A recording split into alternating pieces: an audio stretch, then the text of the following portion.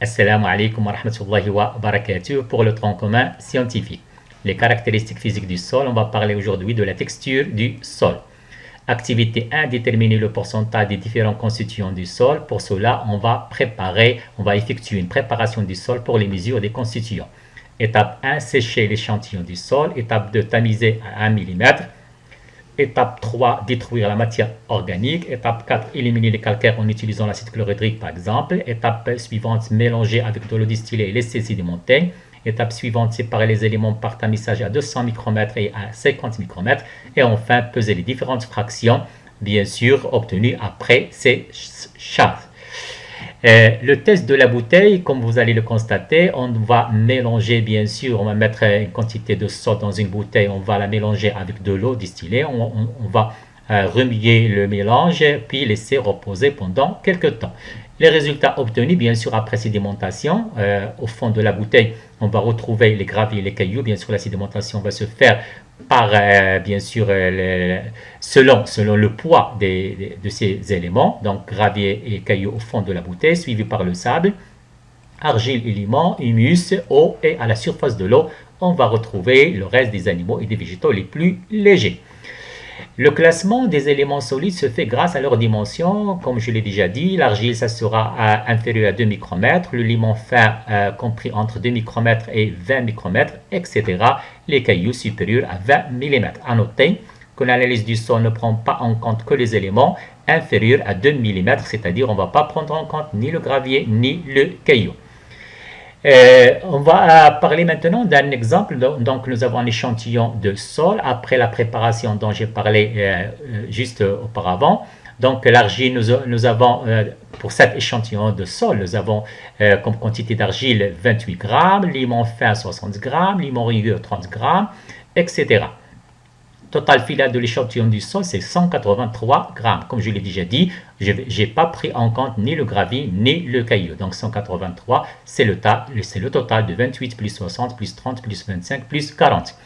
Alors, comme vous le constatez, pour le cas du limon, nous avons le limon fin, le limon rugueux. Ces deux-là, je vais prendre en compte uniquement le limon.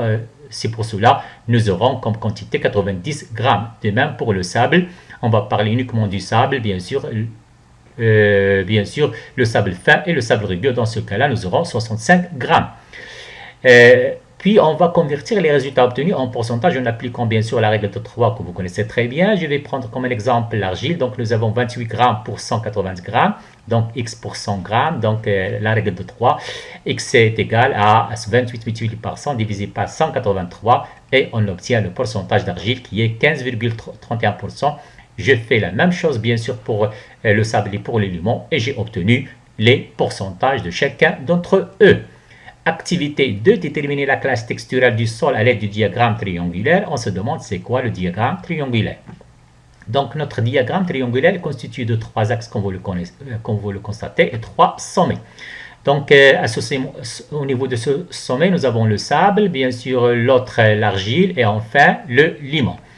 Chaque constituant est déterminé par 2 axes. Pour le cas du sable, comme vous allez le constater, donc à ce niveau-là, nous avons 100%. Donc on passe bien sûr d'une façon décroissante. Donc 90%, 80%, etc. L'autre axe, dans ce cas-là, les valeurs ne changent pas. Donc 100%, 90%, etc. Pour le cas de l'argile, c'est la même chose bien sûr. Lui aussi, il est déterminé par les 2 axes. Donc nous avons le premier axe, 100% d'argile, donc ici nous aurons 90, 80, 70, etc. L'autre axe, bien sûr, on passe de 0% de l'argile vers 100%, donc les valeurs ne changent pas, 100%, 90%, etc. Pour le cas du limon, je pense que c'est clair maintenant, donc lui aussi il est déterminé par les 2 axes. Dans ce cas-là, nous avons 100%. Donc, bien sûr, on va d'une façon décroissante. Donc, 90, 80, 70, etc. L'autre axe, bien sûr, les valeurs ne changent pas. Nous avons 100%, bien sûr, 90, etc. On va parler maintenant d'un exemple. Donc, en utilisant le graphique triangulaire illustré, on peut déterminer la classification de la texture du sol. La texture du sol est classée selon le pourcentage, bien sûr, des 3 éléments, le sable, le limon et l'argile, dans un échantillon donné. Nous avons les différentes, bien sûr, classes de la texture du sol, argileux, limono-argileux, limono-sableux, limoneux uniquement, limoneux, sableux-limoneux, sableux, etc. Donc, notre exemple. Bien sûr, oui, je continue. Pour utiliser le graphique, prenez les pourcentages connus d'argile, de limon et de sable, de l'échantillon. Bien sûr, nous avons un échantillon de sable dont l'argile représente 15%, le limon 70% et le sable 15% pour l'argile.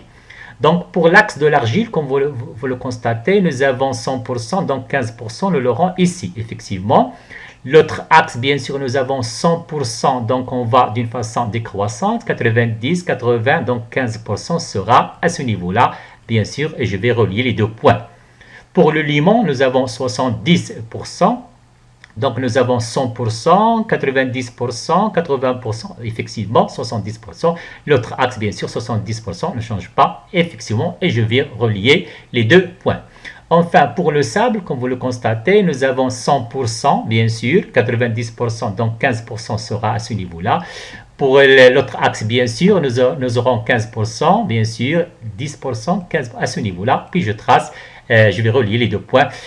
Dans ce cas-là, bien sûr, comme vous le constatez, voilà. Dans ce cas-là, comme vous le constatez, effectivement, la classe de texture de cet échantillon, bien sûr, de sol, elle est bien sûr, elle est limono fin.